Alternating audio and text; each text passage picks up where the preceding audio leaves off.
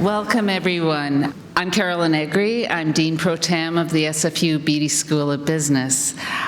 I would like to acknowledge that we are privileged to be meeting today on the unceded traditional territories of the Coast Salish peoples.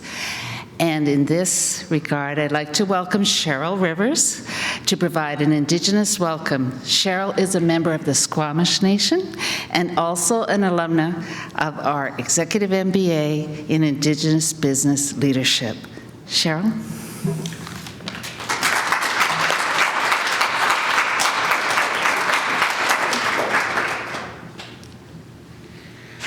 Tanoi siam siai and aguetal. Anhat squallow in tiet stays. Siam tanat malnedi onas kwashamansna. Sorry. My regalia is getting in my way. Siam tanat malnedi onas kwashamansna. Cheryl Rivers quiansna. Chenwa hwe squotmish oth. Chenwa hwe aslahan ochomeoch. Hoichach chishatamaoch. Hoichach che siam. Hoichach siam siai and aguetal. In Siam. It's an honor to be here. It's more of an honor to be able to share with you in my language, and it's more profound for me today because I learned this from my late mother who passed away 3 years ago now, and she taught me the language before I could walk and talk, and taught me the songs and the dances. And I didn't realize the significance of how special it is for me to learn the Squamish language and to know it as a part of my breathing and everyday life. After realizing in my 20s that my late mother attended 10 years at residential school. So for her to be fluent in our language and our culture afterwards, and she carried on as an elder language advisor for our Squamish Nation, helped put all the words down that our elders that spoke the language, any words they remembered, they wrote it down, because we never wrote things down. We were very oral in our traditions. And so we now have a dictionary, and SFU now has our Squamish language as part of the program that my nephew helped create. I'm very proud to be an SFU alumni. I come forward anytime that I can to share. I was jokingly referred to as the poster child in the first cohort of the Executive MBA, but I applaud SFU for taking on the Executive MBA. At the time, it was Aboriginal Business and Leadership. Today it's Indigenous Business and Leadership. I still am involved. I got to co-teach or TA with June Francis for marketing.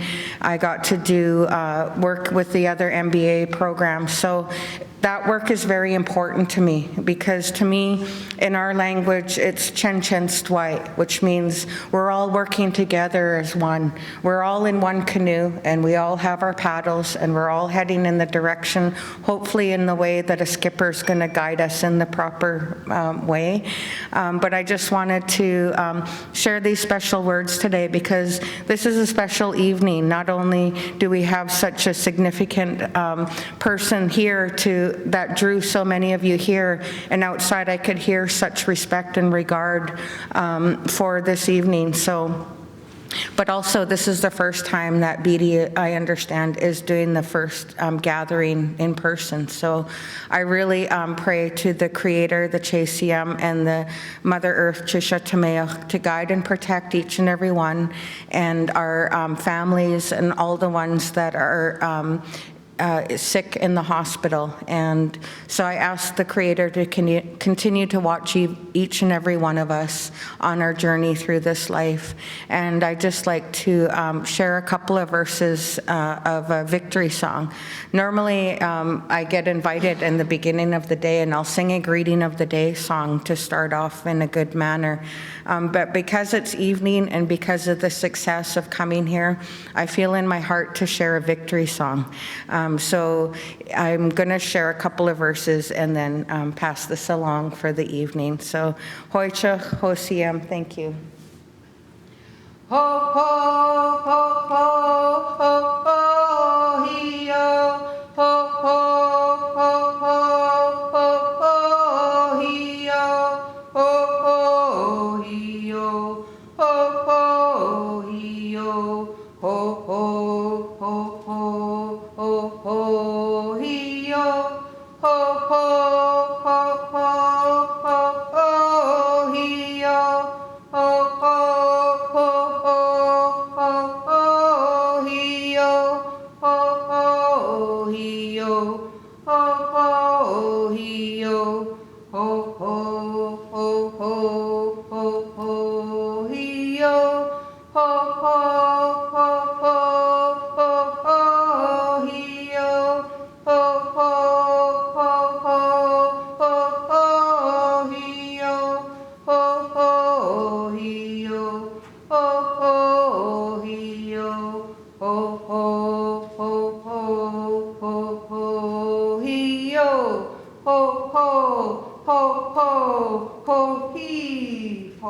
Have a good evening.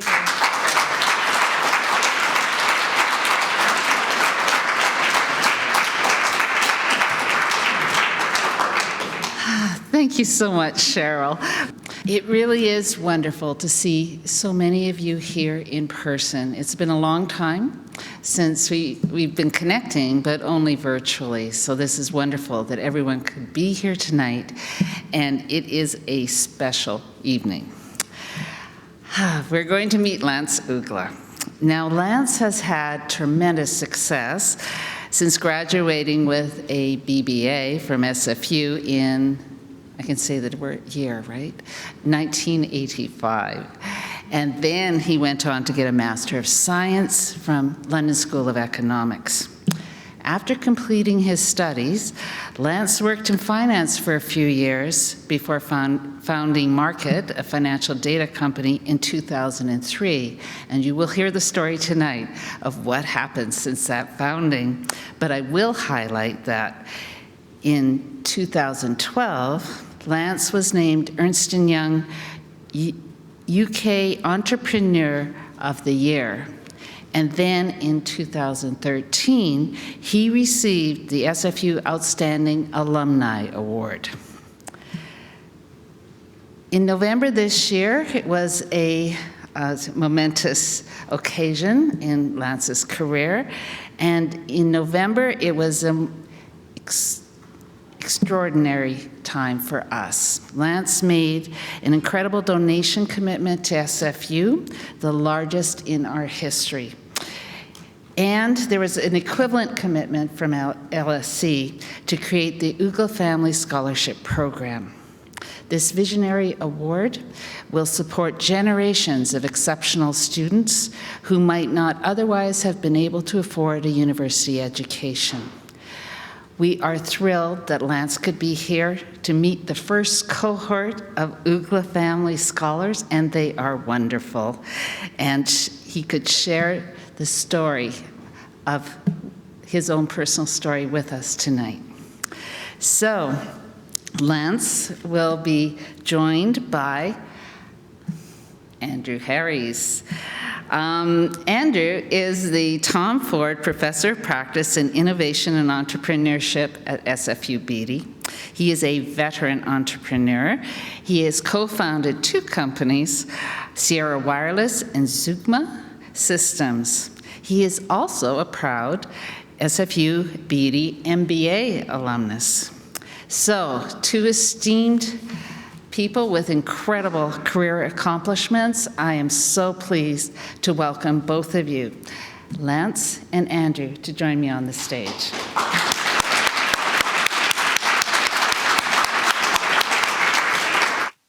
right, get our stuff started here. I'm going to ask Lance some questions, and then we're going to open it up to the floor. So we'd like lots of audience participation, so think about what you'd like to ask as we go along, and there'll be plenty of opportunities to do so. So, Lance, great to meet you. Nice to meet you, Andrew. I was thinking about what I would love to call this segment, and I thought, beer with Lance. That's really what I would like this to be, is we're having two beers now. Unfortunately, it's San Pellegrino hour. But nevertheless, it's our opportunity to have a beer, kick back, relax, and really talk about, life. So Lance's accomplishments are many. We're going to get into them in a little more detail as we go along. But really, the first thing that I wanted to do was start at the beginning.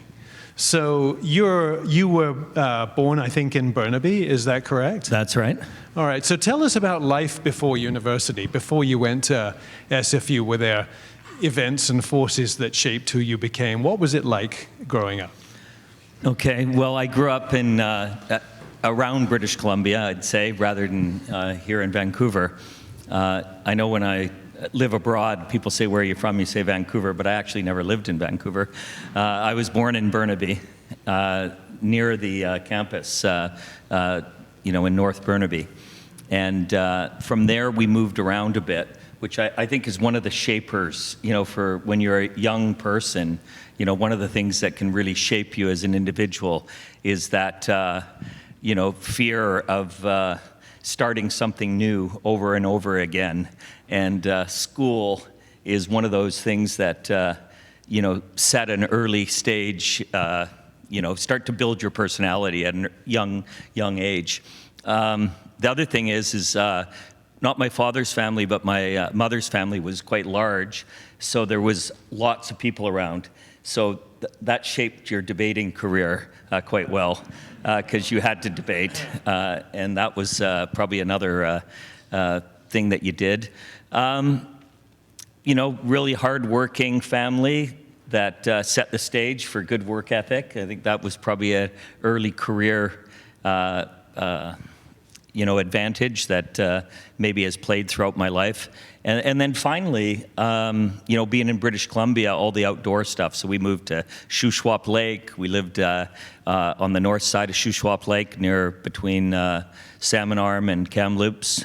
We lived at Whistler Mountain when it was a real, beginnings, in its beginnings, very early on in the late 60s, early 70s. And so we moved around a bit, and we ended up in Maple Ridge. Gotcha. Where does the name Uggla come from? It's actually a Swedish name. It means owl. It has some history to it in that the first Uggla was knighted Uggla because he fought at night and attacked at night, hence the owl as the family crest. And so there is a quite an interesting Swedish component to the name. My grandfather came to Canada, after volunteering to help the Finns fight the Russians, and then ended up in Canada, and moved on Vancouver Island, and he was in the the forestry industry, and hence my father taking a early career start in forestry and spent 50 years in the forest industry. Interesting. Now, I saw in an interview you had mentioned that you had worked in the mills yourself, I believe, at some point. Under the mills. Oh. So there was no presence in terms of summer jobs. It was a Prince George summer, actually. I was quite excited about it because union wages. So I learned a couple of things. One, what does a union mean? I'd never been in a union before. And two, what was it going to be like? My Dad came home every day, looked pretty good coming out of the sawmills, didn't look too scruffy or dirty. But actually, the job I had was underneath, the chipper, cleaning all the wood and bark, or under the barker, I guess it was. And, there was these giant sea creatures called Teredo bugs or something, and they'd be chopped in half, and it was like working in lavatory. And the other thing was you had to bus out an hour and a half. So you had an hour and a half out, an hour and a half back to the mill. So you had another 3 hours of work, really, or rest. And it was Prince George, which was interesting. So that was my only time I worked in the mills, and probably was, one of the reasons why I kind of chose a different direction. I thought, if this is going to be my journey, this is going to be tough. But it was a good summer, and I stayed with one of my, one of the family friends up in Prince George, and we actually had quite a nice time. Right on. Fabulous. So, and then you went to SFU. So what was that like back in the 80s?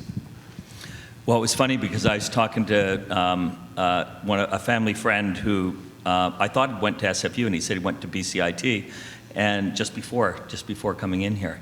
And I actually started at BCIT, and I was going to do a marketing diploma. And I just thought, 2 years, I've got to get this done and get into business. And the professor said to me, "You've got to get a degree." And I said, "Well, I'm going to get a diploma. That should be good." And he goes, No, you need to get a degree. And you need to switch next term to SFU. I'm going to help you get that done. And it was somebody at BCIT that sacrificed my diploma and sent me to SFU. But then I felt like I was behind. So I actually went 8 semesters straight at SFU. And it was only till recently, I thought that I'd done exceptionally well at SFU. I had this kind of number 4 in my mind of my results. And recently I asked for my results, and it was 3.64 or 3.44, something like that. But I had, this vision all these years that I'd done much better than I did. But I did do it in 8 semesters straight, and September graduation straight into the London School of Economics, which started October 1 and finished in May. So I kind of caught up for that lost time. But, so SFU was really, it was a lot of work to go 8 semesters straight. But I had a couple of friends, one's here tonight in the audience, Ezio Zanata, and we had another person called Greg Klein. And the 3 of us, Lance, Ezio, Greg, we described ourselves in terms of our excitement and business career. We were going to have a company called Leg Corp. So that was hatched by the pond in the academic quadrangle, which I was showing the scholars last night, where we would, take control of this window seat by the pond and study every day. And we'd meet at, 8 or 9 a.m. and we'd stay till 10 p.m. every night. And there wasn't a lot on campus back then. It was quite quiet, but we had a great time and formed, lifelong friendships and relationships that really, I was saying to the scholars last night, your network is just so important as you build your career. Absolutely. Did you major in anything? Did we have majors back in those days? I just did a bachelor's of business administration. I did a lot of, I always say I studied the science of business rather than the art of business. I always said there was two types of people who were going to graduate, salespeople and builders. And he had to do the science to be a builder. Now, I've been proved wrong on that statement throughout my whole life, because I actually said that to my oldest daughter, who today tells me she's a builder, but she did art history, and she has her own company, and she's definitely a builder. But I did have this vision that I had to have the math and science side, and so I did much more accounting, finance, mathematical economics, statistics, those types of things. Mm-hmm. How did you choose to go to London to graduate school? There used to, I don't know where it was, but there was a place in the library at Simon Fraser where they had all the books of all the schools. So I probably started with Aberdeen, went to Bristol, Cardiff, Dulwich. I kind of went through all of them until I got to L. And I thought this big, huge book called London School of Economics, it was the only one I'd heard of besides probably Edinburgh. And so I started to look through, found a course, and I thought, well, I wonder if I can get into this course. Mm-hmm. And I applied, and I was accepted. But the reason why I chose the UK was, most people leave home.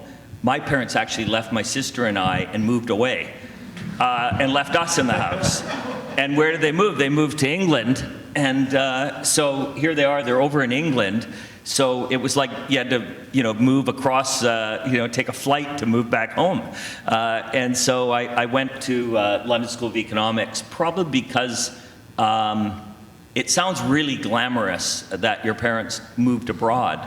But again, my dad was moving for the Canadian forest industry, marketing Canadian timber products in Europe. But they had a small house. It was on top of the train tracks in Richmond, and they said, "Sure, come on over." And there was a small bedroom, top of the stairs, and actually the G of Leg Corp also applied. Didn't get accepted to the same course as me, but was accepted to another course. So we both went, and. He ended up at Asia Brown Bovary, married a German lady, lives in near Zurich. And Ezio worked with me afterwards in finance, and then came back to Vancouver and had a successful finance career. And that was kind of my catapult into a finance career as well. After going to the London School of Economics. But it was really because my parents were there, I could live in their house and I could afford to go to London School of Economics, and that was it. And it was it's just one of those kind of aha moments where things just happen in your life and, pave that road for the next steps.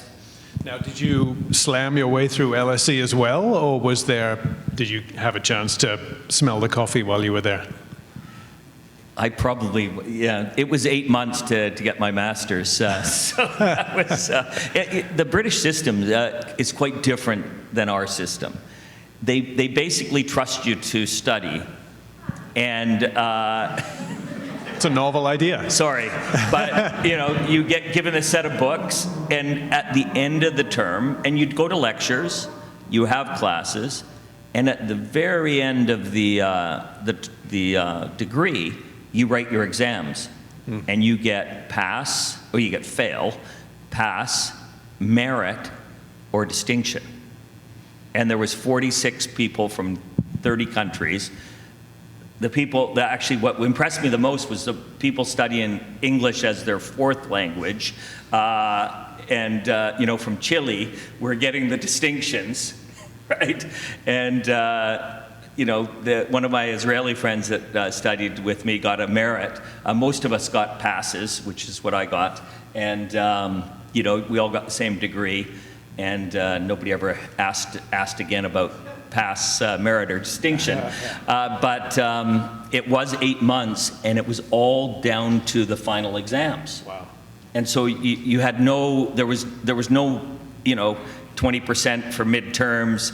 Okay, I didn't do so well, I got to work harder. You basically decided, when am I going to start working hard to be able to pass these exams in April or May? And you're asking that of a 22-year-old in Europe for the first time in October. So you can imagine October, you're starting to kind of gear up. By December, you're thinking a whole bunch about what's ahead of you. You have to go away for Christmas to do some skiing. London School of Economics, I heard, was let's see Europe. So you had to see a little bit of Europe.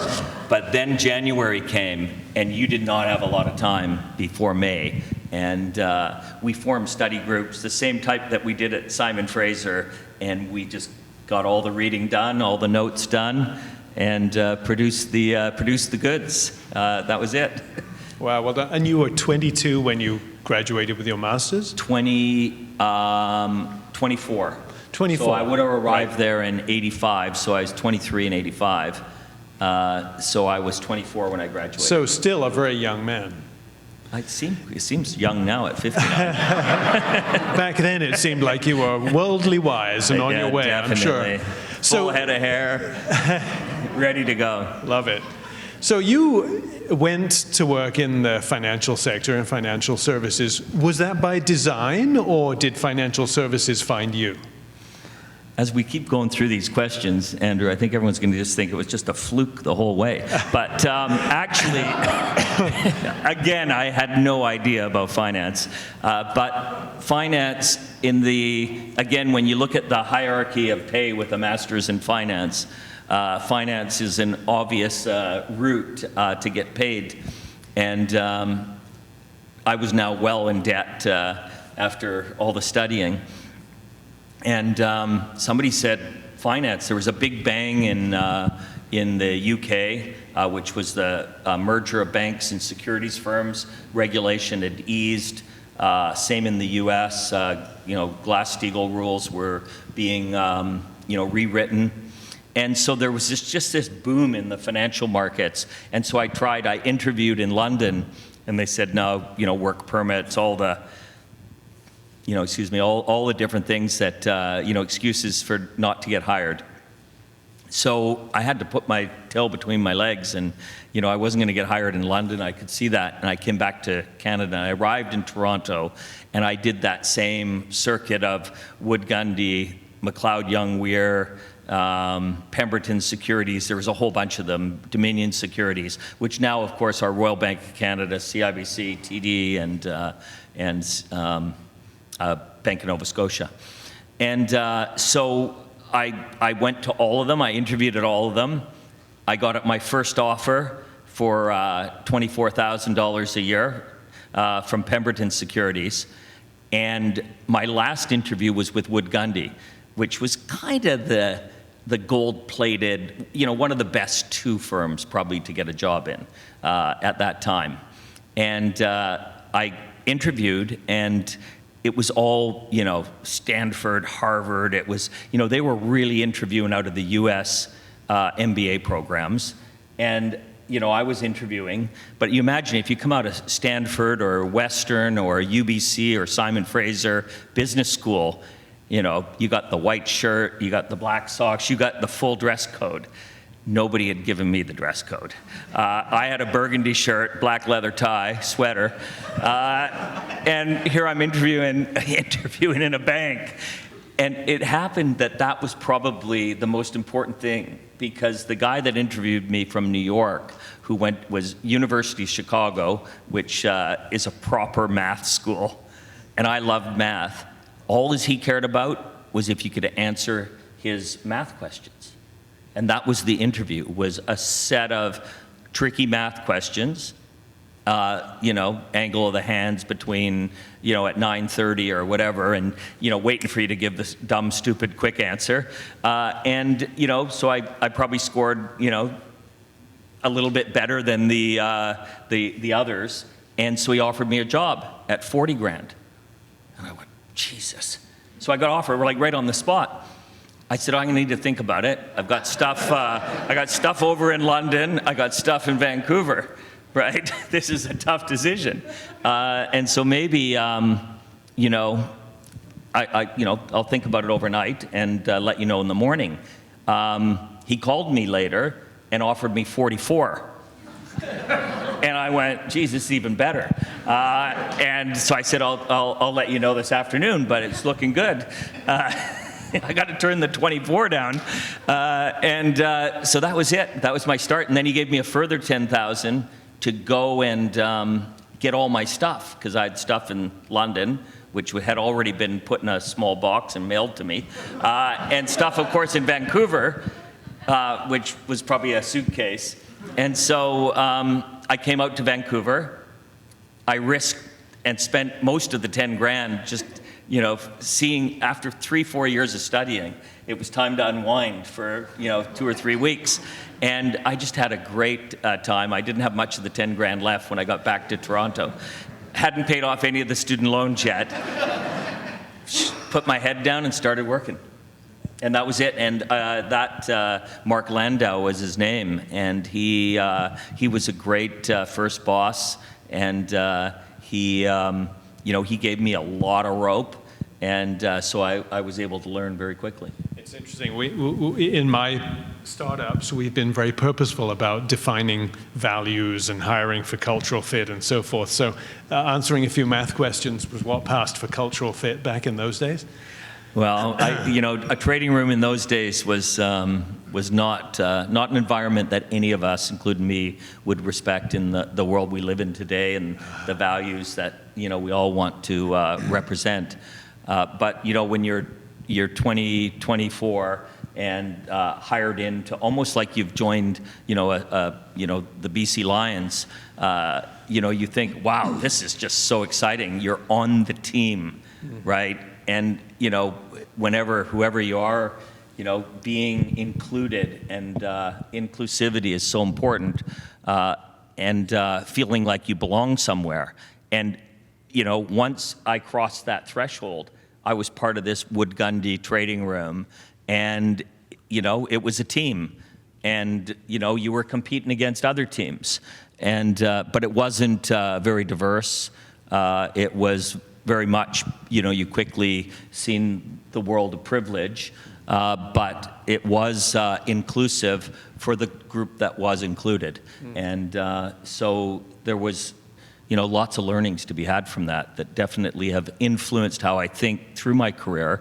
But I can't deny that, being on the team being invited to be on that team was a really important step in my learnings and career path.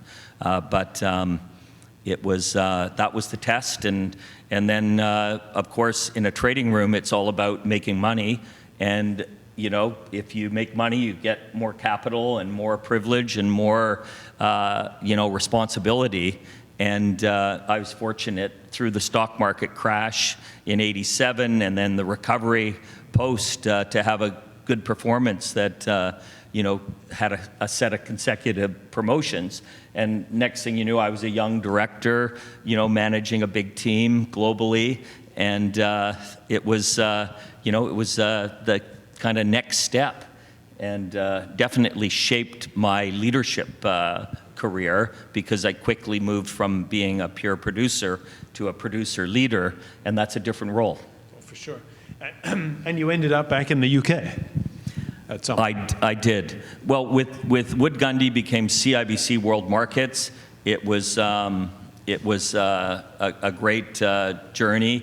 I left there as an executive, you know, managing all their Canadian franchise globally for their trading of FX, fixed income, derivatives, money markets. And so it was a big team, and it was a lot of fun at a young age to have that responsibility. And CIBC, at those times, the big McKinsey, the big consulting firms were advising the Canadian banks and kind of subscale banks that they had to expand internationally to actually have a shot at being on the world stage. And CIBC moved first in that move and hired McKinsey. I think we were the biggest customer of McKinsey for 2 or 3 years straight, you know, in the world, not just in Canada. So you can imagine the consultant project. Actually, that I always have a joke with our Canadian ambassador in China, Dominic Barton. He was actually the junior, the person, the McKinsey person assigned to me in the trading room.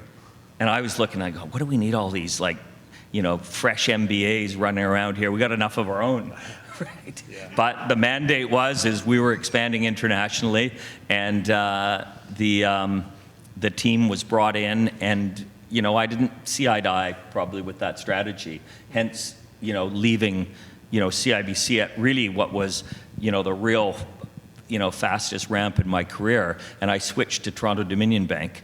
But it would have been hard to stay in Toronto Dominion Bank in Toronto, because they didn't have the job that I was doing at CIBC. So they said, would you consider Europe? And I remember going home and talking to my wife and saying, do you want to go to Europe? She said, sure. We just built a new house, and before I went to Europe, we'd already found somebody to buy the house. We knew we were going to do it. I hadn't even accepted the job. And off I went to TD in Europe, and it was a different job. It was more of a portfolio job, but it really got me aligned to credit pricing and data and using data for decision making. And before there was data science and the fast processing and chips that we have today to manipulate data, we were doing it on a smaller scale. But that's what led me to starting, you know, Markit, was seeing that opportunity around the data set to create something really valuable. So the entrepreneur in you was busting out at this stage. You saw this opportunity for pricing credit default swaps, I think, was the original idea. Is that correct?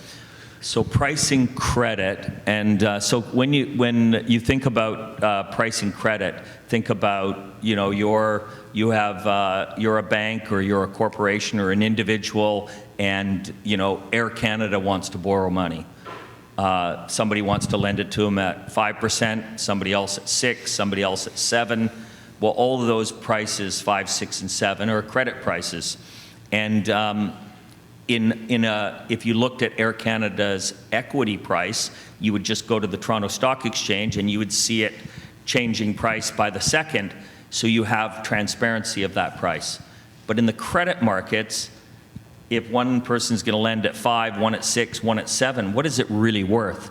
And so that lack of transparency became a real issue around the collapse of Enron. 2002, there was some movements in regulatory movements at the time to say that people needed independent pricing. And so I was in TD Bank, I was receiving credit prices, so the prices that Goldman Sachs, Morgan Stanley, JP Morgan would pay, would price a individual credit, a credit being the corporation. And so I started to see all this data and I could see the disparity, but because I had the data, it made my decision-making a lot better. And it also became an input into decision-making models around capital. And of course, if you had better data and you talked to the regulators about that data, they would allow you to reduce the capital that you needed, because you could produce an economic model that was better than the historical models that the banks were using. So you had a capital reduction, you had better decision-making, you had more transparency. Could I convince the bigger banks that if they shared that data, the same as they share it in the equity market, the FX market, the interest rate, the pure interest rate market, would we be able to double, triple, quadruple the market size? And therefore, for the reduction in your bid-offer spread or the value of the trade, we could actually, you'd do a lot more volume and therefore make even more. And so that was the sales pitch. The idea was to take the data that they were already sharing with me, but put it into a company and monetize that data with them as partners. And that was what was interesting, is convincing them to share in this journey.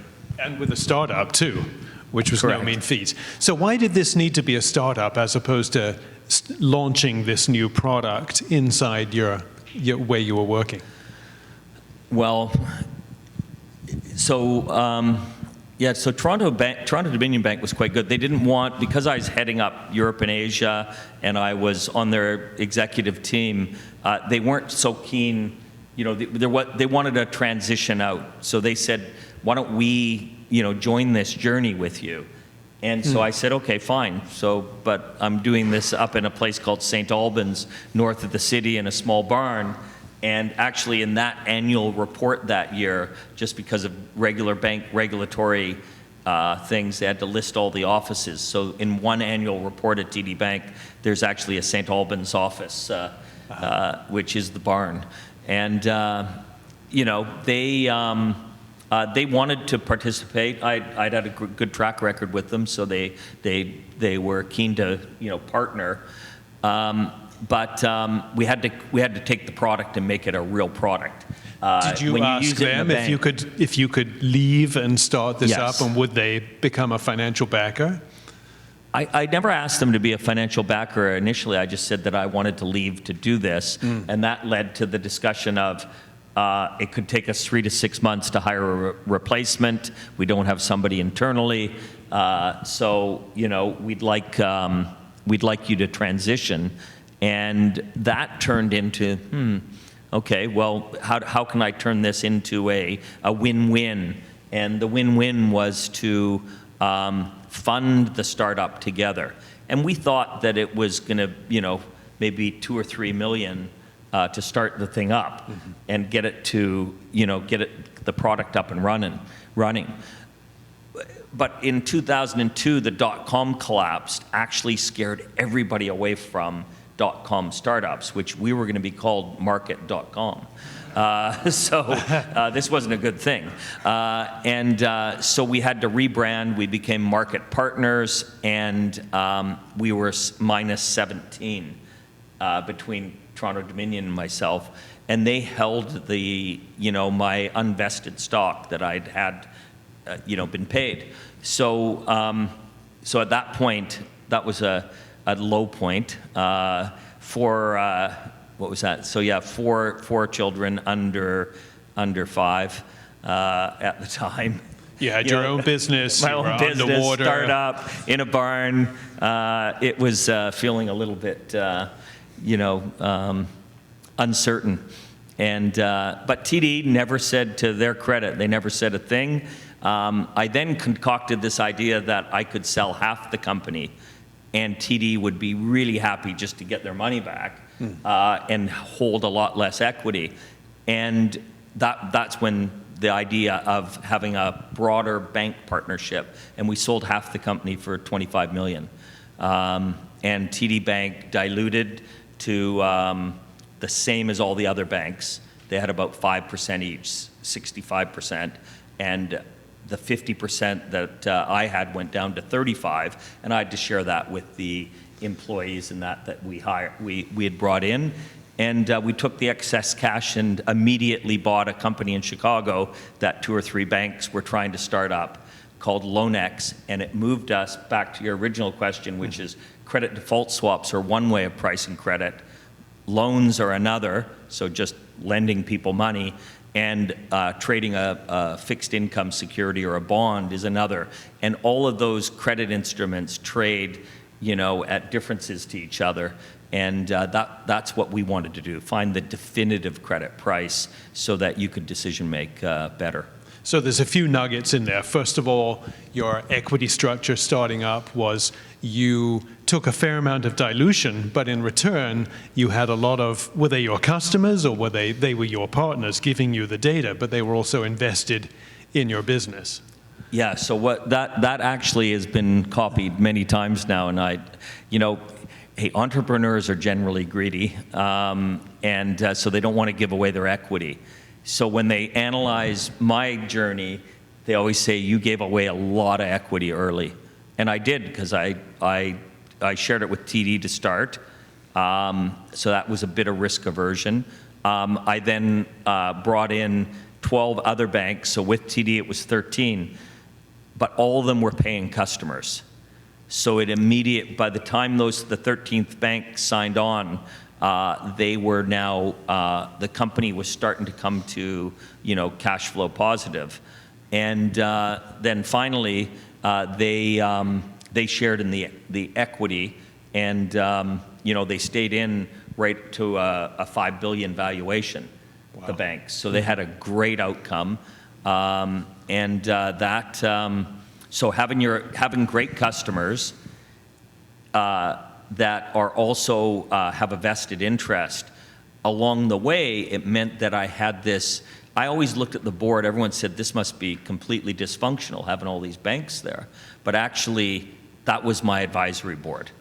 And they were all very senior banks, individuals that were able to decision make on behalf of their institutions. And so we were able to create, further products, and we became the trusted partner. And until 2008, it was really a great story because that trusted partnership paid off over and over again. But with the regulatory demands post the financial crisis, the idea of 13 banks making any decisions together with a company went out the door. And if you look back into our history, 13 banks and Markit, which was my company, got into a class action suit with a big exchange and some pension funds. And that was another scary moment. If you've never been in a class action suit, you don't want to be in one, especially in the US, mm-hmm. because it almost is, it's like reading a comic book. It just shouldn't be real, but it was. And as in most class action suits, the first one settles at the lowest price, and then it just keeps ramping up. And you at some point, even if you're right, you're dead right. So you actually pay, and it was that was an experience. So the idea of having banks as partners, discussing anything in a room together, that had to end, and that led to just a different company post 08. Right. So the company has grown remarkably. It's hard to imagine from the story that you just described to get to the point where in 2014 you listed on NASDAQ, and some data I found was in 2016 you merged with IHS with a valuation of $10 billion. That's with a B, folks.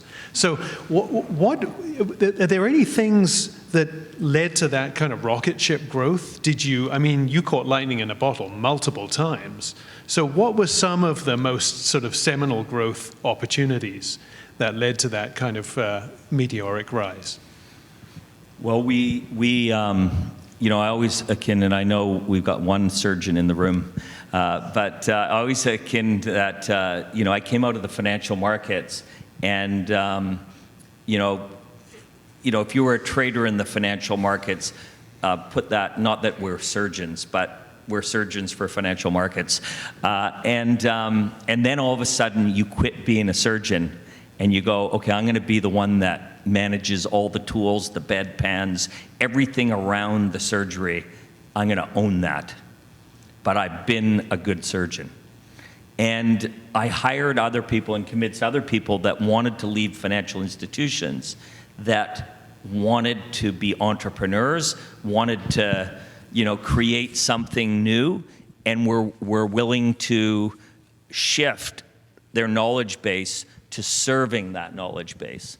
And that's what we did. We went where, because it really, if you look at Bloomberg and Thomson Reuters of the time, these big behemoths, and there's all of a sudden this little startup that's, going after markets that they'd been ignoring. But when we went after them, we actually had traded them, we understood them, we knew the problems, we understood the risk models, the capital models.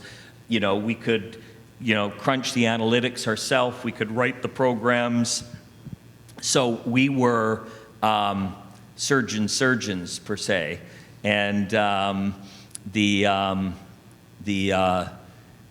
was the difference. So when we went after a marketplace, we went after own it. And my rule was always go after 2 or 3 things and own all of them. You gotta be number one. Don't go after 10 things and come number 2, 3, 5, 7. Ever develop a reputation of failure. Let's continue to build on our success, but go after things that we're willing to hire the right people and own it. And how do you hire these surgeons? Because the surgeons over there are doing quite fine, thank you very much. Now you're saying, come on in and help me with the bedpans. I don't do bedpans. But the fact is to attract them, I shared equity with them. Mm-hmm. And I used equity, right up until last year, which is the last year, every single employee in the firm, given all employee grant to get them to feel the ownership and to share in the success of the firm. And if no matter if you had 1,000 shares or 10,000 shares or 100,000 shares, when you have that stratospheric journey and your equity value, everybody does well. And so we created this model where when we went after something, we just got the best person possible and made sure that the equity alignment was there and the work ethic and the team, build the team around. We built a really good location strategy for the company that gave us a good EBITDA margin.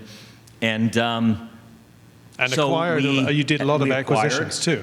Yeah, so half of our growth came from acquisitions, half from going after these new nuggets. And a lot of times we would acquire a fledgling startup that had some great assets in it, and then we would put some horsepower behind it.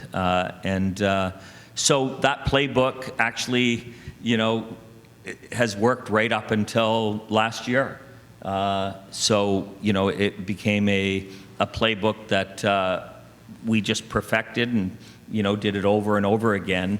And you really have to make sure that, and as an entrepreneur, and many of you have financial backgrounds in here, your return on your invested capital has to be higher than your cost of capital. And if you keep that in mind as a business leader, the results prove out themselves. When you make the mistake of believing, that you can buy something, at a 2% ROIC, in a big public company, it's going to take you a long time to, get through that dilution. And so it was, we applied math and a strategy just over and over again the same way, and that's proved out to be a winner. And it's something that without a great team around you, you can't do. You need the great finance person, the great legal person, or team, the great product team, tech teams, testing teams. We have 17,000 people, and I have to say, you couldn't do it without every single one of them. It really is phenomenal when you get a great team following a strategy. Sounds like we need a second beer. But we do need to get to questions from the audience. But one very important piece of information that some of you may not be aware of is that a year ago, Standard & Poor's Global entered into an agreement with IHS Markit to acquire the company. I think it was described as a merger. But whatever the structure was, it put a value of $44 billion on IHS Markit. So did I get my facts right? That's right. Yeah, and it's an all-stock transaction. Thank God. Yeah. Well, both of you have done It's very taken a nicely. year. I looked at how. No, but I feel bad for my shareholders. I was saying the other day, today we're trading over 50 billion, and I just kind of think, God, if you would have known it could take a year to close a transaction, and you'd sold a company worth 50 billion for 44, you'd be going out a loser. Well, I think we've ascertained, Lance, that you are very good, but you're also very lucky, and you have to be good to be lucky. So, Lance has been very fortunate in that regard. But there's a great case of where luck plays a role. Yes. Just the fact that it took a year. So congratulations. Thank you. So we're going to open up questions to the floor.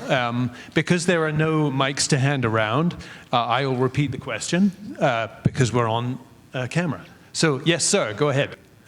So I'll just repeat the questions for the camera. So the first question was having all of the syndicate of banks as equity partners a prerequisite to getting the business going that relied on the banks to be your partners? And the second question was, did you live on campus on SFU? I think I have the answer to that already, because there really wasn't anywhere to live up there, but go ahead. Yes. No, the second question's easy. I didn't live on campus because I was living in Maple Ridge, and so I just drove in each day. The first question, actually it's interesting, because if you look at the competition in the marketplace, the purveyors of data, whether it's in the foreign exchange market, interest rate market, or equity markets, the data is not owned necessarily, is in all those cases owned by the participants. And if you look on a Bloomberg terminal or you look on a Thomson Reuters terminal, a lot of it is data aggregation that the data is not owned by the info services provider.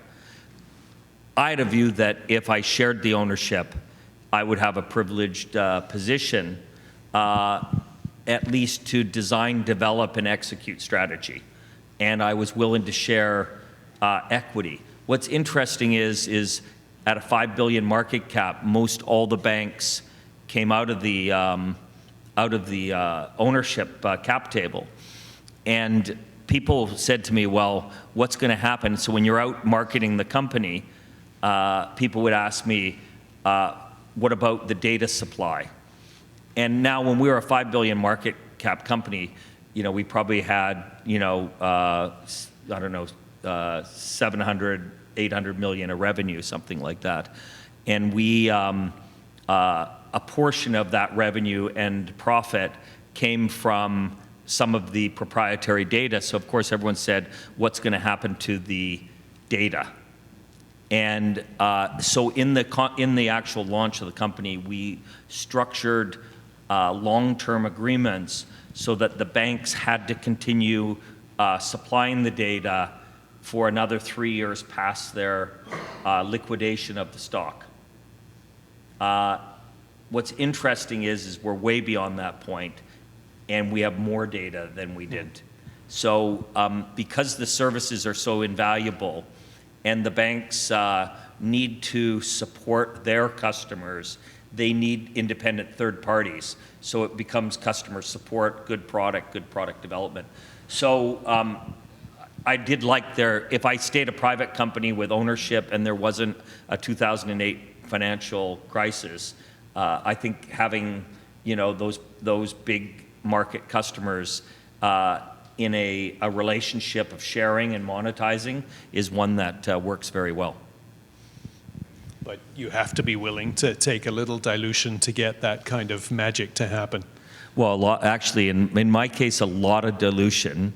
But in hindsight, fine. You can always look in hindsight how you might have done things different. But we actually used our equity very broadly. So, quickly, the employees went to 35%. And then after a few other acquisitions, we were around 20% for a long time. But it was, quite a bit of dilution. But I think one was definitely worthwhile in the end. What was interesting in my case, we did something very similar. We got a strategic investor to take a significant proportion of the equity.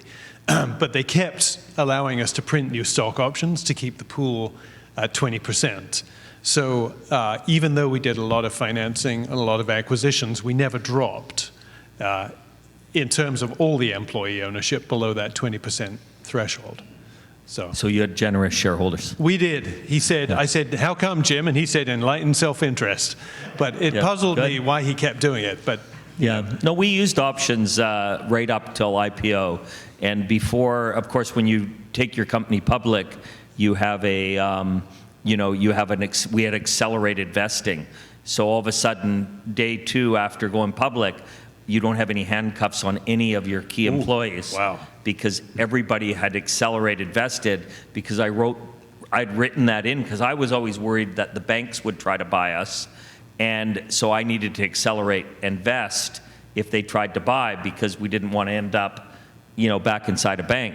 But actually that clause ended up coming forward at IPO, so I did use options at that point and convinced the bank to give us 10% of the upside post-IPO to lock in the management team. So it was a generous grant, but what happened is we had such high performance, these options were coming into the cap table, and so we had great revenue growth, great EBITDA growth, but earnings per share was flat.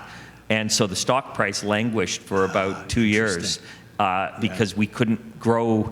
Every time we grew, these options were coming in and taking all the value. And so that wasn't a good thing. So that was another learning point about, using equity-based compensation, pre-IPO in a growth company. Yeah. Keep your people locked up through the IPO. Yes. All right, next question. Yes, sir. So next question is, what was your most memorable moment in life? Yeah, I think they're always, the ones that are going to be most memorable are always going to be around your family, getting married, having a child. I actually have 4 grandchildren that has all happened in less than 3 years. So before I turn 60, I'll have 5 grandchildren under 3. So all of those are amazing, have been amazing moments, weddings of your children, graduations. So I think when I think about the things that I really love, it's around those moments with family. There are business moments that are super exciting, but like my education, I kind of never stop, and I'm criticized for not stopping to celebrate within a corporate environment. I'm very much, I love to say, great job, way to go, let's, go for a big dinner, but then, it's onwards. I've never lingered in the journey. And pretty much I wake up every morning excited to go to work and create something new, but I don't pause and look backwards. With family, I always pause and look backwards. And that's probably why it creates more memories and, a stronger feeling about something that's really important. You don't look like a grandpa. I am. Next question. Yes, sir. Oh, that's a juicy one. So the questions were, how did you find and what do you look for in mentors, I think we can paraphrase that way. And secondly, what's next for Lance? Well, I think the biggest advice, actually, the scholars last night were asking for advice, and so I can see there's some students and our future entrepreneurs in the room as well. So, my view, the most important thing you can have in life is a network of people that are either trusted friends, colleagues, people that you admire, that have mutual respect for for each other. So for me, I'd just say make sure you build a strong network through life, and remember, when you burn a bridge, it's a long time to rebuild it. And I actually think that as Canadians, you've got a real advantage because just the humility of a Canadian on the world stage, with energy, optimism, and work ethic and all the other things you have to have. But that's a great foundation. And I just have been able, as I've met people to that have been customers or colleagues, they've turned into friends. And so my network, when you have your network grows, and once you have, you mentioned Rich, who's a great friend, and somebody I modeled the scholarship program after his scholarship program. You meet one CEO, you meet 100 CEOs, and your sphere of influence grows. So start off with it when you're at university, and make sure you, right through life, you develop relationships, keep track of them, respect them, work on them, because like anything, relationships take effort, and if you do that, it really does pay off. So I've been really fortunate now to develop a really expansive group of influential leaders, whether they're in government or business, corporates. On the next, so when the deal closes, I've already started my next project. I'm starting a climate fund with General Atlantic Partners. A fellow named Bill Foord, who's the CEO of General Atlantic. Lord Brown, who's former head of BP. He'll be chair, I'll be CEO. We've hired an investing team, and we're raising, $4 to $5 billion of capital to invest in decarbonizing, the world. So it's going to be a final, exciting chapter. But I think the 3 chapters I've had, first one, technology in 1986 in a trading room. The second one was big data before it was big data, and the third one's going to be climate. And I think the climate opportunity is bigger than anything I've seen so far, both from the need and the tailwinds, whether it's regulatory, business, people, to the commercial opportunities to develop the products and services we need to get to net zero by 2050. Yes, madam. So the question is, what's the best leadership lesson you've learned? I think I've learned the most through COVID, in that we've moved to this virtual environment. We had the murder of George Floyd. We've had all sorts of, Stop Asian Hate crimes. There's just been a whole, I think the Me Too movement for women, just before COVID. I actually think what I've learned in terms of diversity, equity, inclusion, belonging, I could have spent 30% of my time as a leader on focusing on issues around people. And when you make people have always been important to me, but you know, there's people, there's technology, there's customers, there's product, and you know, if you spent equal time on all of them, I think what I learned in COVID is that if I spent 40, 50% on people, these ones actually become a lot easier. And so, you know, if you're in a position of leadership and you can increase your focus on people, and right now you've got there's a lot of real strong leadership themes that you don't want to be the leader that just ticks the boxes, right? You want to be the leader that actually, you know, says this is 2020 and we can't look like 2019, 18, 17, 16.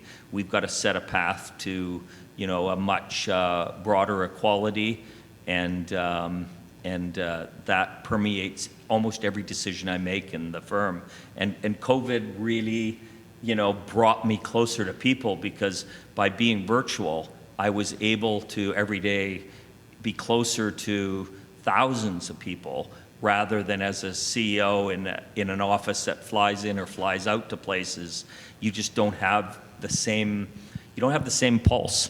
So, you know, to me, I think that, you know, this was a period of learning for me that I think is something that as a leader, it'll drive my next decisions are all going to be improved by the time I've spent with people through this period on all those topics, because they were real topics that, you know, people wanted to, you know, wanted our company to show leadership and not tick boxes. And so I think as a company, we're handing a real world-class company over to S&P Global. It's bigger than when we did the deal.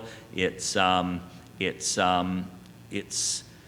you know, it's had great growth through the last year. They're getting a really super strong company, and I really believe the IHS Markit employees will really add to the S&P Global team in a way that will make the combination even stronger. Thank you all very much for your attention and for your questions this evening. Lance, thank you so much for sharing. Thank you very much. It's been absolutely good. Well done. Thank you.